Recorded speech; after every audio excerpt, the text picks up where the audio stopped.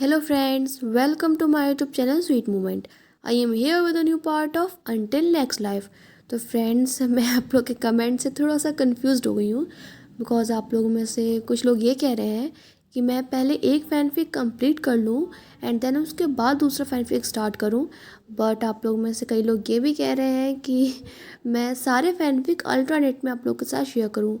तो guys I am confused कि मैं पहला वाला ऑप्शन चूज़ करूँ या सेकंड वाला। तो आप लोग प्लीज़ मुझे कमेंट बॉक्स में बताइए कि मैं क्या करूँ। तो फ्रेंड्स लास्ट पार्ट में मैंने आपको बताया था कि विंग वांगजी के लिए पुलिस ऑफिसर को धमकी दे देता है कि उसके फादर इस कंट्री के सबसे रिचेस्ट एंड रिस्पेक्टफुल बिजनेसमैन है और उसके रहते हुए वांगजी को यहाँ से कोई भी नहीं ले जा सकता। उसके इस रिएक्शन से वहाँ पर डॉक्टर लेंस चैन भी कंफ्यूज हो गए थे। तो अगर आपने टेम द अनटेम्ड का पार्ट 2 नहीं देखा है तो लिंक मैंने डिस्क्रिप्शन बॉक्स में दी है, आप वहाँ जाके देख सकते हैं। और अगर आप मेरे चैनल पे न्यू है तो please subscribe my channel and like this video. तो स्टोरी स्टार्ट करते हैं। विंग वांगजी को एक होटल में लेके जाता है। वांगजी उस होटल को देखकर बहुत ज़्यादा सरप्राइज था क्योंकि उसने फर्स्ट टाइम कोई इतना ब्यूटीफुल एंड लग्जरियस प्लेस देखा था। विंग वांगजी की हेयर्स को जेंटली टच करते हुए पूछता है कि क्या तुम ठीक फील कर रहे हो, तुम्हें कुछ चाहिए। वांगजी स्माइल करता है और कहता है कि तुम रिच पीपल्स ये सोचते हो ना कि तुम मनी से किसी भी चीज़ को बाय कर सकते हो। वैसे तुमने जो हॉस्पिटल में किया वो बहुत ज़्यादा इम्प्रेसिव था। विंग ये बात सुनकर हंसने लगता है और कहता है कि वैसे मैंने इस तरह फर्स्ट टाइम एक्ट किया था बट ये काम कर गया। वांगजी विंग से पूछता है कि वैसे तुमने मेरी हेल्प क्यों की, क्या तुम्हारी कोई गलत इंटेंशन है। विंग वांगजी की क्लोज रिमूव करता है और उसकी आंखों में देखते हुए कहता है कि क्या मैं तुम्हें उस तरह का इंसान लगता हूँ। वांगजी ये देखकर थोड़ा सा ब्लश करता है और कहता है कि नहीं, तुम बिल्कुल एक एंजल की तरह लगते हो, पर हम किसी के अपीयरेंस से उसे जज तो नहीं कर सकते। विंग कहता है कि वांगजी मुझे पता है तुम्हें मैं एक क्रेजी डॉक्टर लग रहा हूँगा जिसने एक लिटिल बॉय को किडनैप कर लिया है, बट तुम मुझ पर ट्रस्ट कर सकते हो, बिना किसी रीज़न के सिर्फ मुझ पर ट्रस्ट करो। वांगजी पूछता है कि मैं यहाँ पर कब तक रहने वाला हूँ, क्या ये कुछ ज़्यादा कॉस्टली नहीं हो जाएगा। विंग उसे कहता है कि ये पूरा होटल मेरे फादर को बिलोंग करता है, तुम जब तक चाहो तब तक यहाँ रह सकते हो। वांगजी पूछता है तो फिर तुम मुझे अपने घर क्यों नहीं ले गए। विंग कहता है कि एक्चुअली मेरा ज़्यादातर टाइम हॉस्पिटल में ही बीतता है, वहाँ ले जाने के बाद कोई भी तुम्हारी केयर करने के लिए नहीं रहेगा। वांगजी कहता है कि ठीक है, मैं हार गया, अब तुम जा सकते हो, मुझे सोना है। और वो उठकर बेड की तरफ जाने लगता है। विंग तुरंत उठता है और वांगजी की हेल्प करता है। वांगजी कहता है कि मैं कोई लिटिल बेबी नहीं हूँ जो तुम इस तरह मेरी हेल्प कर रहे हो।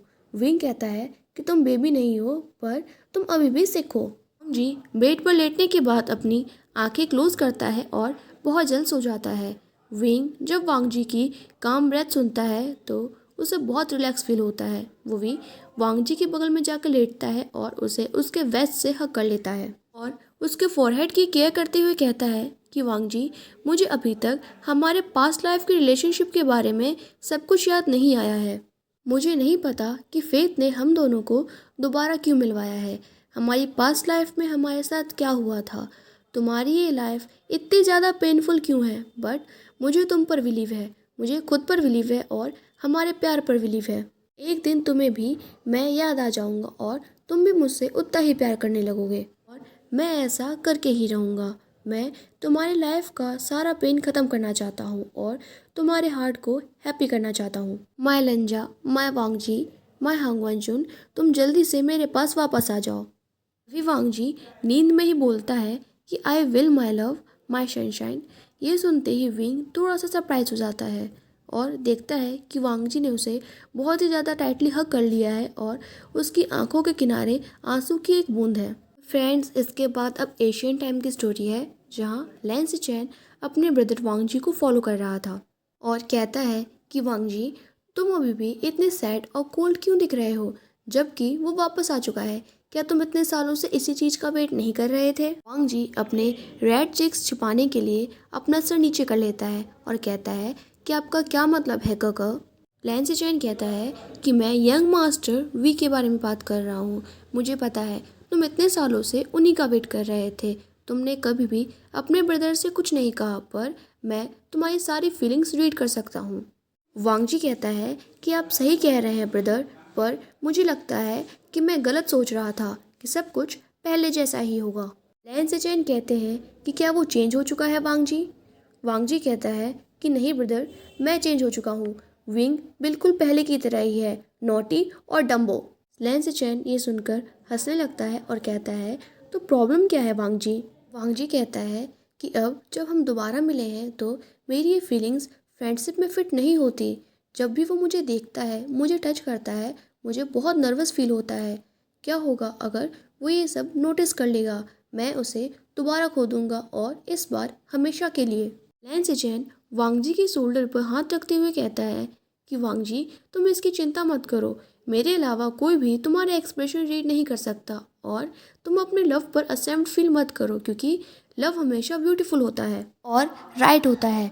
तुम फेथ पर बिलीव करो। लाइफ कोई ना कोई रास्ता ढूंढ ही लेगी जिससे तुम दोनों हमेशा साथ रहो। इधर विंग रूम में बेड पर मंकी की तरह जंप कर रहा था और कह रहा था कि मैं बहुत बोर हो रहा हूँ, मुझे बहुत बोरिंग फील हो रहा है। यांग चैंग उसे पकड़कर उसे स्टॉप करने की कोशिश करता है और कहता है कि तुम इस तरह बेड को तोड़ दोगे, तुम नीचे आओ। विंग अपने नोज को रब करते हुए कहता है कि जियांग चैंग, जब मैं यहाँ आ रहा था तब मैं बहुत हैप्पी था कि फाइनली इतने साल के वेट के बाद हम दोनों मिलने वाले हैं, पर जब हम मिले हैं तो वो टोटली स्ट्रेंज की तरह बिहेव कर रहा है। जियांग चैंग कहता है तो तुमने और क्या एक्सपेक्ट किया था? तुम दोनों अब किड्स नहीं हो। वो अडल्ट की तरह बिहेव कर रहा है और तुम्हें भी सेम वैसा ही करना चाहिए। विंग एक इविल स्माइल के साथ कहता है कि पर मैं ऐसा नहीं होने दूंगा। मैं लंजा को क्रेजी कर दूंगा और तुम्हें पता है कि ये मेरे लिए कितना आसान है। जियांग चैंग कहता है कि मैं बहुत ही ज़्यादा अनलकी बॉय हूँ जो तुम्हें ये सारी क्रेजीनेस करते हुए देखता हूँ, बट अब मुझे हैप्पी फील हो रहा है कि तुम्हें कोई नया सब्जेक्ट मिल गया है। अब लंजा के सफ़र करने का टाइम है। विंग कहता है कि तुम हमेशा एंग्रीली एक्ट करते हो, पर मुझे पता है कि तुम अपने इस नॉटी ब्रदर से बहुत प्यार करते हो। और वो जियांग चैंग को पकड़कर बेड पर लेट जाता है। जियांग चैंग खुद को विंग के आर्म से छुड़ाने की कोशिश करते हुए कहता है कि आशिन, मुझे जाने दो। विंग कहता है कि नहीं, इसी तरह लेटे रहो और मुझे सोने दो। जियांग चैंग चिल्लाते हुए कहता है कि प्लीज़ कोई मुझे बचाओ। वो बहुत सैड दिख रहा था, पर सिर्फ विंग ही उसके फेस पर एक छोटी सी लवली स्माइल देख सकता था। नेक्स्ट डे रंजा विंग को ढूंढ रहा था, जो कि उसे पूरे दिन बिल्कुल भी नहीं दिखा था। उसे पता था कि वो नोटी बॉय कभी भी और कहीं भी खुद को मुसीबत में डाल सकता है। विंग की सारी नोटी एंड क्यूट हरकतें याद आते ही वांग जी का फेस ग्लो करने लगता है। वांग जी अपनी फीलिंग्स एक्सप्रेस तो नहीं कर सकता था, बट जब उसका लव उसके इतने क्लोज है तो उसे बहुत ही ज़्यादा हैप्पी फील हो रहा था। वो विंग को ढूंढने के लिए लाइब्रेरी में जाता है और वहाँ का सीन देखकर स्पीचलेस हो जाता है। विंग पीसफुली लंजा के बुक्स के ऊपर सर रखकर सो रहा था। उसके थोड़े से रोब्स ओपन थे जिससे उसकी मिल्की स्किन दिख रही थी। वांग जी विंग के पास साइलेंटली जाकर बैठ जाता है और उसे देखने लगता है और कहता है, तुम्हें पता है मैं तुम्हें कितनी देर से ढूंढ रहा हूँ। आई विश कि मैं तुम्हें अपने वे में पनिशमेंट दे पाता। और कुछ नॉटी थिंग्स सोचने के बाद खुद ही एम्बैरेस फील करने लगता है और कहता है कि मैं ये क्या कर रहा हूँ। फिर वो भी अपना सर टेबल पर रख देता है और अपना फेस विंग के फेस के पास ले जाता है। विंग की आईलैशेस वांग जी के फेस को टच कर रही थी। वांग जी विंग के फोरहेड पर किस करता है। फिर वो विंग के रोज लिप्स की तरफ जा रहा होता है, बट एकदम से रुक जाता है और पीछे हट जाता है और कहता है कि मैं ये क्या करने जा रहा था। वांग जी मन में सोचता है कि क्या तुम इतना एडोरेबल होना बंद कर सकते हो, और वो विंग को टच करने ही वाला होता है, बट एकदम से रुक जाता है जब वो विंग की आवाज़ सुनता है। विंग नींद में बोल रहा होता है कि प्लीज़ मुझे अकेला मत छोड़ो, प्लीज़ मुझे छोड़कर मत जाओ। जब उसकी आंखें खुलती हैं तो वो अपने सामने लंजा को देखता है और ये देखकर बहुत ही ज़्यादा हैप्पी हो जाता है। विंग कहता है कि लान अर्गगा, ये तुम हो। मैं तुम्हें देखकर बहुत खुश हूँ, पर तुम्हारी लाइब्रेरी को इस तरह मैस करने के लिए सॉरी, पर मैं बहुत ज़्यादा थक गया था। वांग जी कहता है कि तुम सोने के अलावा करते ही क्या हो जो तुम थक गए थे। विंग स्माइल के साथ कहता है तुम्हें टीज करना। वांग जी अपने बचपन की मेमोरीज याद करते हुए कहता है कि पर मुझे लगा था कि तुम किसी को होल्ड किए बिना सो नहीं सकते। विंग कहता है कि पहले मैं मॉम एंड डैड के साथ सोता था, फिर मैं तुम्हारे साथ सोता था, पर मॉम एंड डैड के जाने के बाद सब लोगों ने मुझे तुमसे भी अलग कर दिया। तुम्हें पता है मुझे अकेले सोने की आदत क्यों हो गई? क्योंकि जब मैं जियांग चैंग से मिला था तब वो मुझसे बहुत नफरत करता था। उसे ऐसा लगता था कि मैंने उसके फादर को उससे छीन लिया है, इसलिए मैं उससे कभी भी मेरे साथ सोने के लिए नहीं पूछ पाया। ये सारी बातें सुनने के बाद वांग जी अपना सर नीचे कर लेता है अपने आंसू छिपाने के लिए, क्योंकि जब वो इमेजिन करता है कि लिटिल विंग इतने सारे स्ट्रेंज पीपल्स के साथ अकेले है तो उसे बहुत बुरा लगता है। वो सोचता है कि काश विंग को वो यहाँ रोक पाता और वो दोनों एक साथ ग्रो कर पाते तो ये कितना अच्छा होता। विंग केयरफ्री वॉइस में कहता है कि पर चिंता मत करो, मैंने एक अल्टरनेटिव ढूंढ लिया था, मेरी मदर का दिया हुआ रेड रिबन और तुम्हारी ये इनर रोब। वांग जी ये सुनकर सरप्राइज हो जाता है और कहता है मेरा क्या? उसने अभी विंग के हाथों में अपनी वाइट शर्ट नोटिस की थी। वांग जी कहता है कि तुमने ये कब ली? विंग स्माइल के साथ कहता है कि गूसू से जाने से पहले मैंने तुम्हारी ये शर्ट चुरा ली थी ताकि तुम्हारी कोई चीज़ मैं अपने साथ रख सकूं। वांग जी कांपती हुई आवाज़ में कहता है और तुमने इतने सालों से इस शर्ट को संभाल के रखा है? विंग कहता है कि हाँ। तुम इतने ज़्यादा सरप्राइज क्यों हो लंजा, क्या तुम रो रहे हो? वांग जी रोते हुए कहता है कि वापस आने के लिए थैंक यू विंग।